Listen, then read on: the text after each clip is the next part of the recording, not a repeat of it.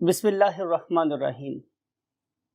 My dear students, you know we have started chapter number 13 और हमें आज study करना है ट्रांसपोर्टेशन ऑफ कार्बन डाइऑक्साइड को और हमें पढ़नी चाहिए हमारे प्यारे का सल्लल्लाहु अलैहि वसल्लम की दुआ रब्बे ज़िदनी इल्मा। और अब हम मूव करते हैं वाइट बोर्ड पे। यस माय डियर स्टूडेंट्स, हम अपने लेक्चर का आगाज़ करते हैं डायग्राम के साथ और ये डायग्राम स्टार्ट होगी हार्ट से, राइट। और हार्ट में आप लोगों को पता है कि we have got two sides, ठीक है, और उनमें से जो एक साइड है it is receiving and pumping what impure blood, और जो दूसरी साइड है हार्ट की it is receiving and pumping what pure blood. और प्योर ब्लड को हम लोगों ने रेड से व्हाट लिखा हुआ है, ड्रॉ किया हुआ है प्योर ब्लड।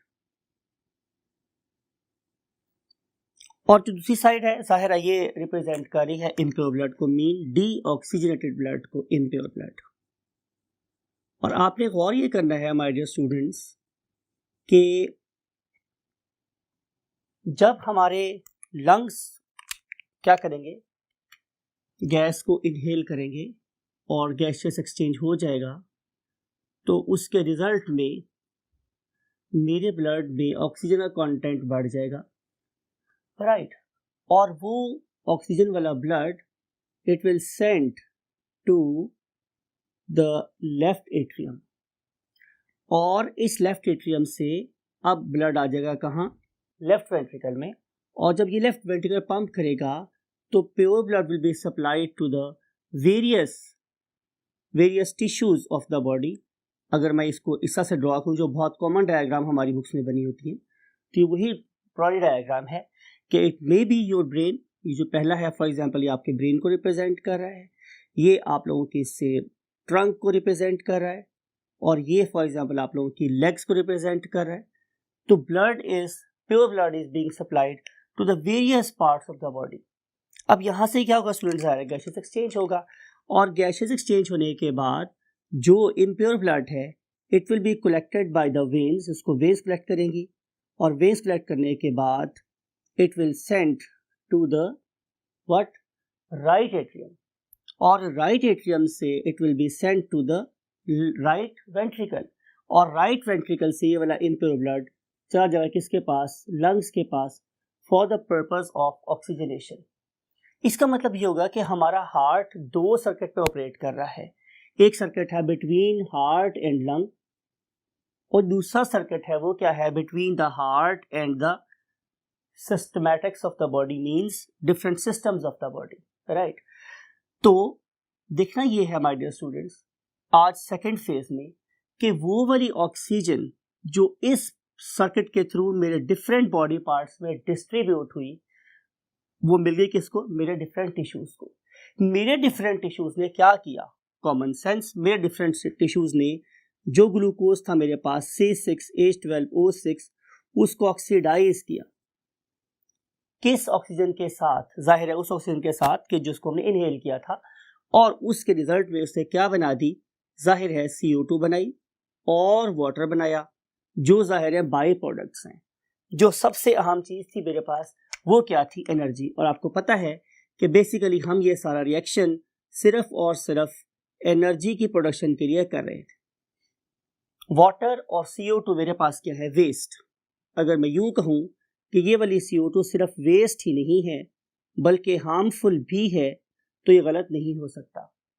तो इसका मतलब ये होगा कि हर ऑर्गन, चाहे वो मेरा ब्रेन है, चाहे वो मेरी आर्म्स हैं, चाहे वो मेरी टंग है, मेरी आईज हैं, मेरा अपना हार्ट है, लंग टिश्यू, किडनीज है फॉर एग्जांपल, लिवर है, anything in the body, your leg muscles, all of them are actively consuming oxygen and making CO2। बहुत तेजी से ऑक्सीजन कंज्यूम कर रहे हैं और उतनी ही क्विकली CO2 प्रोड्यूस भी कर रहे हैं। आपको मेरी बात समझ आ रही है। अब ये जो मेरे पास CO2 है, मैंने बोला ये वेस्ट नहीं है बल्कि हार्मफुल भी है, तो होना क्या चाहिए कि ये वाली CO2 right after its production body में से क्विकली, प्रॉम्प्टली, इफेक्टिवली रिमूव भी हो जाए।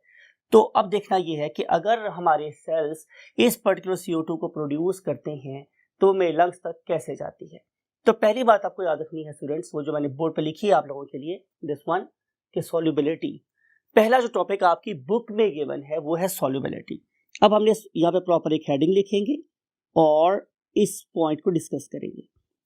आपको ये बात याद रखनी है कि ऑक्सीजन लेस सॉल्युबल है देन CO2, यानी कि CO2 इज मोर सॉल्युबल। ये तो बहुत ज्यादा सॉल्युबल चीज है। अगर ये मोर सॉल्युबल हुई तो ये क्या करेगी, ये आसानी से डिफ्यूज कर सकती है फ्रॉम, कहां से, ये भी डायग्राम ड्रॉ करके आप लोगों को बताते हैं, से कि ये आप लोगों के पास सेल्स है, right, these are your sales.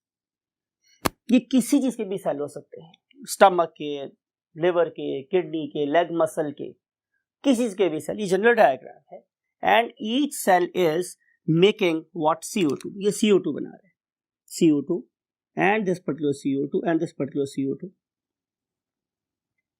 This particular CO2 will diffuse out of the cell membrane. Cell membrane में से बाहर निकल आएगी। अब अगर ये सेल मेम्ब्रेन में से बाहर आई तो कहाँ आएगी? आंसर है कि जो हमारे सेल्स हैं वो एक पर्टिकुलर फ्लूइड में क्या रहते हैं, डूबे हुए रहते हैं, इमर्स रहते हैं। इसकी मिसाल यूँ है कि अगर आप किसी ऐसी जगह से गुजरे, फॉर एग्जांपल जहाँ नया सीमेंट हुआ या प्लास्टर हुआ है, उसको भी मेरा फाइन नहीं कर दिया, उसके ऊपर हमने कोई इमल्शन नहीं लगा दिया हुआ, तो आपकी अगर आपका हाथ से स्क्रैच हो जाए तो आपकी जो स्किन की टॉप लेयर है, राइट, वो उतर जाएगी, ब्लीडिंग नहीं होगी, बट स्टिल उसके ऊपर एक मॉइस्चर आपको नजर आएगा। That particular moisture is basically lying all around your cell, और उस पर्टिकुलर मॉइस्चर को हम नाम कर देते हैं टिश्यू फ्लूइड। और अगर आपको ग्रेड 9 थोड़ी सी याद हो तो हमने यही बात की थी कि अल्लाह रब्बुल इज़्ज़त ने इस पर्टिकुलर टिश्यू फ्लूइड को कलेक्ट करके, इसको फिल्टर करके एक और सिस्टम भी बनाया हुआ है जिसे हम नेक्स्ट चैप्टर में पढ़ेंगे, उसका नाम होता है lymphatic system. So these two systems are again related. लेकिन बात कहने का मतलब ये है कि हमारे जो सेल्स हैं they are not dry from the surroundings, बल्कि दे आर मॉइस्ट, राइट। उस पर्टिकुलर मॉइस्चर की वजह से हमारी जो CO2 की ट्रांसपोर्टेशन है वो 20 to 25 टाइम्स क्विकर हो गई है, ज्यादा हो गई है as compare to oxygen, right. अब ये वाली CO2 हमारे आगे किस में, चले मैं आप लोगों के लिए इस पर्टिकुलर जोन को थोड़ा सा बड़ा बना देता हूँ, राइट। इस पर्टिकुलर जोन का नाम क्या है, टिश्यू फ्लूइड। अब इस टिश्यू फ्लूइड के साथ साथ बह रही है क्या, हमारी एक ब्लड कैपिलरी, राइट। चलिए ऐसा करते हैं, आप लोगों की कॉम्प्लाइंस के लिए, आपको समझाने के लिए इस पर्टिकुलर कैपिलरी को अब ब्लू ड्रॉ कर देते हैं, because it will going to carry what, CO2। अब ये CO2 कैरी करना चाह रहे, लुक एट दिस। तो ये है हमारे पास एक कैपिलरी। अब ये वाली CO2 जो मेरे टिश्यू फ्लूइड में आई थी, अब ये यहां से डिफ्यूज कर रही है इनटू द कैपिलरी। क्यों डिफ्यूज कर रही है? क्योंकि आपको पता है कि जो कैपिलरीज हैं उनकी थिकनेस भी जस्ट 1 सेल होती है। इसका मतलब ये होगा कि अब तक ये वाली CO2 दो मेम्ब्रेन क्रॉस करके आई है। एक मेम्ब्रेन है सेल की अपनी, और दूसरी है कैपिलरीज के सेल की मेम्ब्रेन, राइट। इन दो से गुजरने के बाद no it has joined what, the plasma, right. अब हम देखेंगे कि जब ये हमारे ब्लड के प्लाज्मा में आ गई है या सिंपली हमारे ब्लड में आ गई है, तो अब यहाँ से कैसे मूव करेगी, तो उसके लिए हम नेक्स्ट पॉइंट पे मूव करेंगे। We have discussed the what solubility, we have discussed the passage कि कहाँ से गुजर के हमारे ब्लड तक आई है, और हम देखेंगे कि जब ये ब्लड का पार्ट बन गई है तो अब ये किस किस वे से मूव करेगी। तो जो पहला वे यहाँ पे डिस्कस किया गया है दैट इज कार्बोक्सी हीमोग्लोबिन। तो उसी को लिखते हैं नंबर वन वे मेरे पास क्या है, वेज ऑफ ट्रांसपोर्टेशन,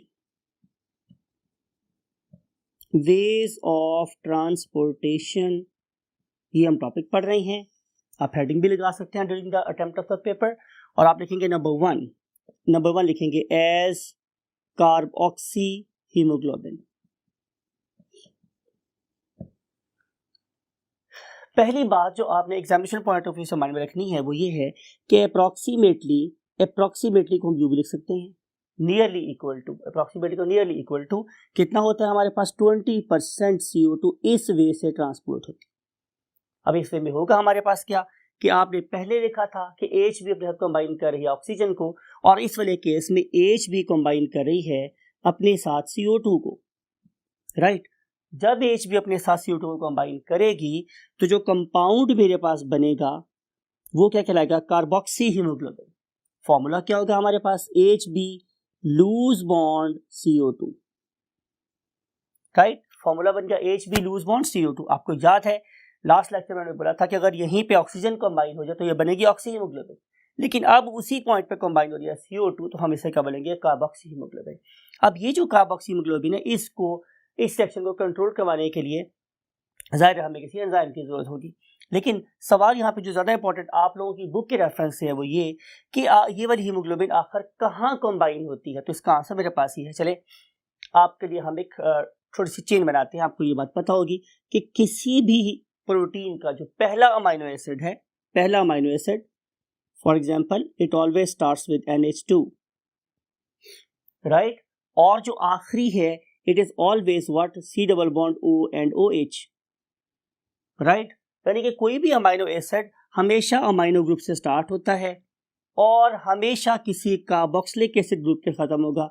आपको चैप्टर नंबर 2 याद करना पड़ेगा, रिकॉल करना पड़ेगा, तो आपको पता चलेगा कि proteins consist of what, amino acid, और अमाइनो एसिड स्टार्ट होता है अमाइनो ग्रुप से और खत्म होता है कार्बोक्सिलिक ग्रुप से। सवाल ये है कि ये वाली हीमोग्लोबिन कहाँ अटैच होती है, तो आंसर इज, अब ये जो अमाइनो ग्रुप है ये क्या करेगा, ये अपने साथ इस CO2 को अटैच कर लेगा।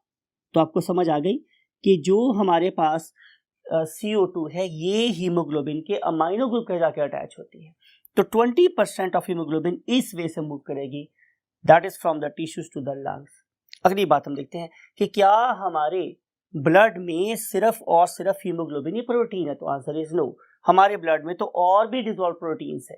उसके लिए हम लोग यहाँ पे लिखते हैं कि जो वे नंबर 2 है मेरे पास के जो अदर डिसॉल्व प्रोटीन्स है, अदर डिसॉल्व्ड प्रोटीन्स, राइट, दूसरी dissolve proteins. Can you name any other protein of the body? आप में से कोई बड़ा ब्यूटीफुल ब्रेन जो ये बात बता सकता है कि हमारे ब्लड में और कौन कौन सी प्रोटीन हो सकती है? चलें, आपको नहीं याद आ रहा तो मैं आपको बताता हूँ। नंबर 1 आप लोगों के पास हैं इम्यूनोग्लोबिन्स। ये वो वाली प्रोटीन्स होती हैं जो आप लोगों के इम्यून सिस्टम का बड़ा इंटेग्रल पार्ट है। फिर आप लोगों ने एक और प्रोटीन का नाम सुन रखा होगा, that is called as fibrinogen, right, fibrinogen, right. आपको पता है कि ये जो प्रोटीन होती है ये हमारी ब्लड क्लॉटिंग में हेल्प करती है। इस तरह की और बहुत सी प्रोटीन्स है जो कि आप लोगों के ब्लड का pH लेवल भी मेंटेन करती है। नॉट ओनली मैं दोबारा बोल रहा हूँ, नॉट ओनली ऑक्सीजन को कैरी कर, सॉरी CO2 को कैरी कर सकती हैं, बल्कि ये आप लोगों के ब्लड के pH को चेंज होने से बचाती है। इसका मतलब ये होगा कि these protein are also acting as a buffering agent. Buffer क्या होता है, कोई ऐसा सॉल्यूशन कि मैं उसके अंदर एसिड ऐड करूं या बेस ऐड करूं, वो pH को चेंज ना होने दे या एटलीस्ट उस pH को रेजिस्ट करे। तो यही वाला काम हमारे ब्लड में क्या कर रही है, प्रोटीन्स। तो प्रोटीन्स जब तक मेरे ब्लड में नॉर्मल कंपोजिशन में हैं, they are trying their maximum to keep the pH of the blood constant. ठीक है, तो ये हो गया हमारी अदर फॉर्म में प्रोटीन्स। अब सब क्वेश्चन ये है कि कितने परसेंट CO2 इसके थ्रू मूव कर सकती है, तो आंसर इज अप्रॉक्सीमेटली 5%। तो 5% प्रोटीन्स जो हैं वो जो 5% CO2 है वो अदर प्रोटीन से कंबाइन होकर जा सकती है। अब हम चलते हैं पॉइंट नंबर 3 पर। अब जो पॉइंट नंबर 3 है माय डियर स्टूडेंट्स, वो क्या है कि हमारी जो CO2 है वो पोटासियम,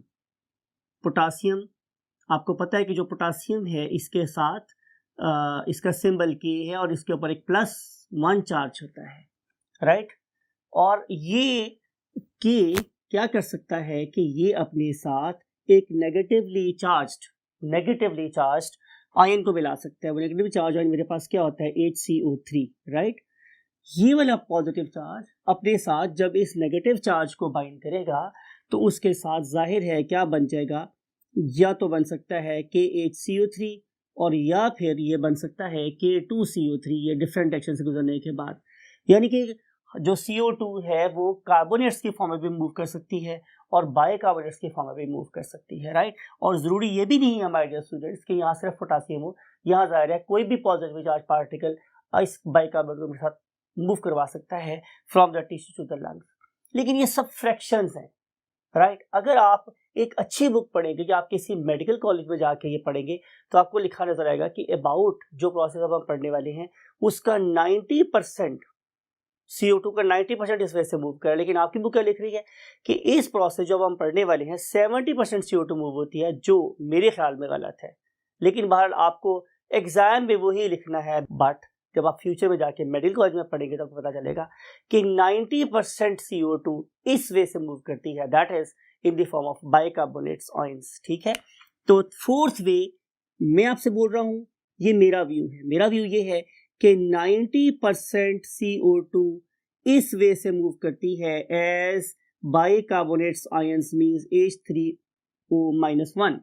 लेकिन मैं आप लोगों के लिए प्रॉपर एक ब्लॉक बना रहा हूं, ये देखिए एक ब्लॉक और लिख रहा हूं कि एग्जामिनेशन पॉइंट ऑफ व्यू से, एग्जाम पॉइंट ऑफ व्यू से आपने क्या लिखना है कि इस वे से 70% CO2 ट्रांसपोर्ट होती है, लेकिन एक्चुअल कितना है 90%। आप देखते हैं ये वाला प्रोसेस कहाँ और कैसे हो रहा है। ये देखिए माय डियर स्टूडेंट्स, ये आप लोगों के पास एक सेल है, राइट, और इस पर्टिकुलर सेल ने क्या किया, CO2 को अपने टिश्यू फ्लूइड में भेजा, अभी डिस्कस किया था मैंने आप लोगों के साथ। So now CO2 is in the tissue fluid. अब टिश्यू फ्लूइड से क्या होगा कि ये वाली CO2 अब किसी कैपिलरी में डिसॉल्व हो गई। मैं डेलिबरेटली कैपिलरी को काफी बड़ा ड्रॉ कर रहा हूं ताकि हम सारे रिएक्शन इसके अंदर लिख सकते हो। अब ये वाली CO2 इस कैपिलरी के 1 सेल थिक सेल वॉल में से पास होगी, और पास होने के बाद now CO2 will join the blood plasma, ये ब्लड में चली गई। अब जरा बात तो आपने गौर से देखना है कि ये वाली CO2 जब प्लाज्मा में गई तो सिर्फ और सिर्फ 5% to 10% इस वे में गई।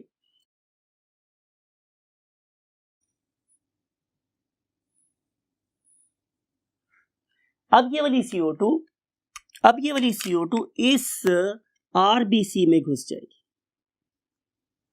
राइट। आपको ये बात पता है कि RBC के साइडों पे क्या है, साइटोप्लाज्म में, और ऑल एंजाइम्स जो कि एक्टिविटी के नॉर्मल है वो प्रेजेंट है। अब हम करेंगे क्या कि हम इसके अंदर देखेंगे रिएक्शन क्या हो रही है, RBC के अंदर क्या हो रहा है। सबसे पहली बात यह कि RBC के अंदर CO2 RBC के साइटोप्लाज्म में प्रेजेंट वाटर से मिल जाएगी, और इससे मिलने के बाद क्या बनेगा स्टूडेंट्स मेरे पास H2CO3। This particular substance is called as dihydrogen carbonate or simply carbonic acid, carbonic acid. ठीक है, ये कंपाउंड जो मेरे RBC के साइटोप्लाज्म में बना है उसका नाम हो गया कार्बोनिक एसिड। आपको पता है एसिड वो सब्सटेंस है जो एक्वस मीडियम में प्रोटॉन्स दे सकता है, तो ये कितने प्रोटॉन दे सकता है 2, तो ये टेस्ट बेसिकली कार्बोनिक एसिड। अब होगा ये कि ये वाला कार्बोनिक एसिड कब बनेगा, जब मेरे पास दो चीजें होंगी, नंबर 1 कि concentration of CO2 is very high, and number 2 presence of an enzyme, and that very enzyme पढ़ चुके हैं आप लोग पहले से, कार्बोनिक एनहाइड्रेज। कार्बोनिक एनहाइड्रेज वो एंजाइम है जो ये वाला रिएक्शन परफॉर्म कर सकता है। ठीक है, so carbonic anhydrase increase concentration of CO2, presence of water, what the substance we will have H2CO3। अब सवाल ये है कि क्या ये रिएक्शन यूनिडायरेक्शनल है या बाई डायरेक्शनल, तो answer is reversible, by directional है ये, तो इसलिए मुझे यहाँ पे इंप्रूवमेंट करनी पड़ेगी और इसको ऐसे शो करना पड़ेगा, बिकॉज कि we have to dissociate it into the two components. वो दो कंपोनेंट्स मेरे पास क्या हैं, बात को थोड़ा गौर से देखिएगा स्टूडेंट्स, बहुत पता की बात है। अब यहाँ से दो चीजें बन गई हैं, H+ और HCO3 -1। मैं पूछ रहा हूं आप लोगों से ये वाला रिएक्शन कहाँ हुआ, तो आप डेफिनेटली बताएंगे कि सर ये वाला रिएक्शन तो बेसिकली यहाँ हुआ है कि RBC साइटोप्लाज्म में अब ये वाली CO2 किस में कन्वर्ट हो गई है, H+ और HCO3 -1 में कन्वर्ट हो गई। ये वाला HCO3 जो नेगेटिवली चार्ज्ड है और ज्यादा डिफ्यूजेबल है, ये फौरी तौर पे बनने के फौरन बाद क्या करता है, दोबारा से प्लाज्मा में चला जाता है।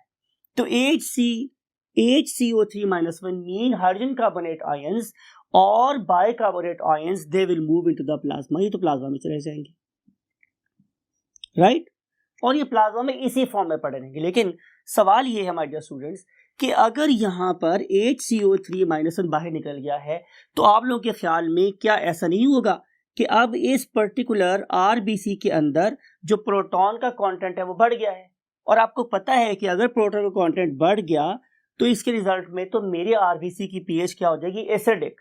आपको पता है कि अगर किसी जगह पे पीएच आयन ज्यादा हो जाए तो मेरे आरबीसी क्या हो जाएंगे, एसिडिक, राइट। और आपको पता है कि अगर किसी जगह पे भी एसिड बढ़ जाए तो जो डिजीज है वो क्या कहलाती है, एसिडोसिस, राइट।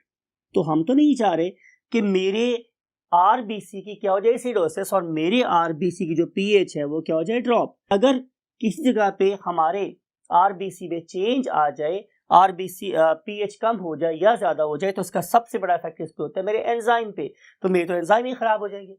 अल्लाह ताला ने इस पर्टिकुलर HCO3 के माइनस हो जाने के बाद इस पर्टिकुलर आरबीसी की पीएच को कैसे मेंटेन किया, by import of chloride ions. तो यहाँ से क्लोराइड आयंस जल्दी से अंदर मूव करते हैं, राइट। और ये वाले जो क्लोराइड आयंस हैं ये उस पर्टिकुलर पॉजिटिव आयंस को यूटिलाइज करेंगे जो HCO3 के एक्सपोर्ट होने से प्रोड्यूस हुए, राइट। तो जो ही HCO3 में आखिरी दफा बोल रहा हूँ, जो ही HCO3 वहां से निकलेंगे फौरी तौर पे क्लोराइड आयंस अंदर आ जाएंगे। ये वाला फिनोमेना आप पढ़ेंगे, इसे हम बोलते हैं क्लोराइड शिफ्ट। इसे हम क्या नाम देते हैं स्टूडेंट्स, क्लोराइड शिफ्ट। अब कोई बंदा आपसे पूछ ले कि क्लोराइड शिफ्ट की लॉजिक क्या है, तो आप बताएंगे कि क्लोराइड आयंस नेचर ने इसलिए आरबीसी में डाले ताकि हमारी सेल की एसिडोसिस ना हो सके, राइट। अब हम चलते हैं आखिरी बात की तरफ कि अब ये जो HCO3 आयंस हैं ये कहाँ हैं। आइए हम फर्स्ट बोर्ड पे मूव करते हैं। ये वाले HCO3 आयंस अभी यहाँ हैं, somewhere here HCO3 ions are present. अभी हमने बनाए हैं, नेक्स्ट बोर्ड पे कैसे बने, ये भी मेरे पास क्या था, HCO3, ये यहाँ पे प्रोड्यूस हो गए, और अब ये इस पर्टिकुलर ब्लड में मूव करते हुए कहाँ चले जाएंगे, जाहिर है आप लोगों के राइट एट्रियम में। When right atrium will contract, तो these particular HCO3 ions now they will go into what, right ventricle। अब right ventricle जब मेरा कॉन्ट्रैक्ट करेगा तो it will force these particular HCO3 ions into what, the lungs। अब हम draw करेंगे कि बेसिकली इन HCO3 आयंस के साथ लंग्स में क्या होता है, तो इसके लिए अगेन हम नेक्स्ट पार्ट में मूव करेंगे और दोबारा से एक डायग्राम बनाएंगे, राइट। लुक एट दिस, ये हमने ड्रॉ किया था लंग्स, समथिंग लाइक इट, और आपको याद है हमने डिस्कस किया था। तो ये था स्टूडेंट्स हमारे पास लंग्स, और यू नो कि ये जो लंग्स हैं उनके अंदर क्या प्रेजेंट थे, ब्रोंक्यूल्स, और हर ब्रोंक्यूल जाके टर्मिनेट होता था किसके अंदर, एक बहुत ही फाइन से बैलून में, और उस पर्टिकुलर फाइन से बैलून का नाम क्या था स्टूडेंट्स, एल्वियोलस। और आपको पता है कि इस एल्वियोलस के बाहर हमारे पास बहुत ही फाइन सी क्या थी, network of blood capillaries, right. समझ लेते हैं, जो मैंने लाइन ड्रॉ की है it is representing what, a blood capillary. इस ब्लड कैपिलरी में देखूं तो यहाँ पे क्या प्रेजेंट है, बहुत ज्यादा क्वांटिटी में HCO3-1। अब जो रिएक्शन होने हैं वो इस ब्लड कैपिलरी के अंदर होने हैं। यहाँ पे अगर आप देखें हमारे डियर स्टूडेंट्स, आपने बात को बहुत गौर से देखना है कि यहाँ पे HCO3 आयंस दोबारा से undergo the process of what, formation of H2CO3। कैसे होगा, डेफिनेटली कि वो वाले आयंस जो प्रेजेंट थे मेरे सेल्स में वो रिएक्ट कर जाएंगे किसके साथ, HCO3 के साथ। तो जो ही H प्लस आयंस HCO3 के साथ मूव करेंगे तो जाहिर है मेरे पास क्या बन जाएगा, H2CO3। बात को जरा आपने गौर से सुनना है हमारे स्टूडेंट्स। ये जो HCO3 बना है ये under the lower concentration of CO2 है। ये पहले वाला H2CO3 बना था, जो हमने यहाँ कहीं लिखा था वो था under higher concentration of CO2। ये वाला H2CO3 बन रहा है under lower concentration of what, CO2, because के हमारे लंग्स में partial pressure of CO2 is less. तो under less concentration of CO2 अब रिएक्शन किसी और वे में ब्रेक होगा, और इसके रिजल्ट में अब H2CO3 H और HCO3 में ब्रेक नहीं हो रहा, बल्कि वो ब्रेक हो रहा है into H2O and CO2, right. मैं फिर दोबारा रिपीट कर रहा हूं, जरा बात को दोबारा देखें कि मेरे टिश्यूज में H2CO3 due to increase concentration of CO2 separate हो गया था into H plus and HCO3-1, लेकिन मेरे लंग्स में partial pressure of CO2 is less, कम हो गया है। तो कम होने की वजह से अब इसकी डिसोसिएशन किसी और वे में होगी। अब यहां से वाटर और CO2 बनेगा, H और HCO3 नहीं बनेगा, राइट। अब ये वाला H2O और CO2 जाहिर है they will come into the what, alveoli, और एल्वियोलाई में से आपको बाकी सारा पैसेज आपको पता है कि कैसे it will be sent out of the lungs. अब हमने करनी है आखिरी बात। देखें कि जब मैं ये वाले प्रोटॉन्स आरबीसी में निकाल लूंगा तो क्या ख्याल है, मेरे इस पर्टिकुलर आरबीसी की एल्कलॉसिस नहीं हो जाएगी। जब मैं यहाँ से क्या करूंगा स्टूडेंट्स, आपको गौर से सुने कि जब मैं यहाँ से ये वाले प्रोटॉन्स बाहर निकाल लूंगा तो क्या इस पर्टिकुलर आरबीसी की एल्कलॉसिस हो जाएगी ना। तो नेचर ने उसको कैसे प्रिवेंट किया, by another chloride shift. इस वाले केस में जब H आयंस बाहर आ रहे होंगे तो फिर रिवर्स प्रोसेस होगा। यहाँ पे Cl आयन क्या गए थे अंदर, इस वाले केस में Cl ions will move out. इस वाले केस में Cl आयंस यहाँ से बाहर निकल जाएंगे।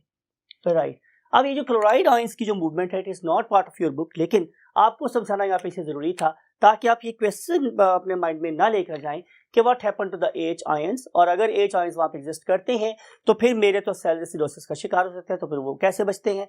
और अगर वो वाले प्रोटॉन्स दोबारा से आरबीसी में से निकल के HCO3 से कंबाइन हो जाते हैं मेरे लंग्स में और बनाते हैं वाटर और कार्बन डाइऑक्साइड, तो फिर उस वक्त क्या आप लोगों के आरबीसी एल्कलॉसिस का शिकार नहीं होंगे। तो उसको एल्कलॉसिस को कैसे बचाते हैं, definitely by the addition of what, chloride ions.